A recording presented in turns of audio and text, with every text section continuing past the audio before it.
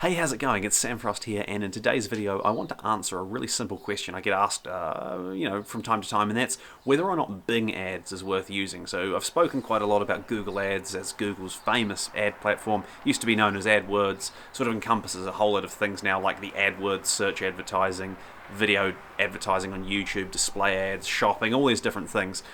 Well, you might be aware or you might not know that Microsoft actually have their own platform, and it's called Bing Ads, and basically a lot of people want to know whether Bing Ads is actually worth using. Is it worth you investing any time and money in there? And my opinion is, at the very least, if you're doing search advertising on Google Ads, it's worth trying Bing Ads. Now, the reasons I think it's worth trying are really simple. Firstly, it's easy to set up. If you've got a search ads campaign or series of campaigns set up in Google Ads, well, you can just create your Bing Ads account. It's really fast to do. You can import your campaigns and basically be up and running pretty quickly.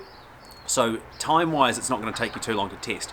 Secondly, there's generally a lot less competition. So I've done a couple of accounts recently where I've had a look at the sort of difference between Google Ads and Bing Ads, and you can be paying a fraction of the CPC, 50% less, 75% less per click for your Bing Ads because there's less competition, because not as many people are aware of the platform. So less competition means your ads are probably going to show higher, they're going to cost you less.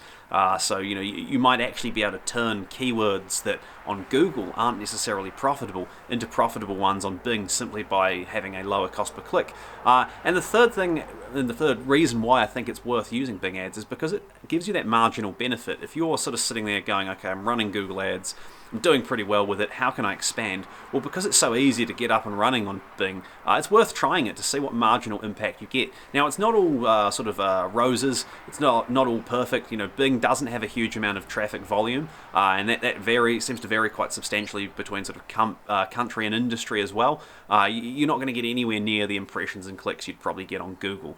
So just be aware of that. It's not like you're going to double your business overnight by shifting over to Bing Ads.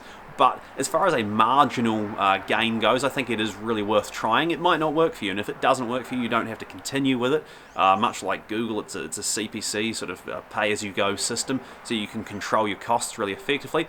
I don't think the interface is fantastic. It's not as good as Google's. Like, there are bits that are pretty clearly ripped from Google, but it isn't as nice to use.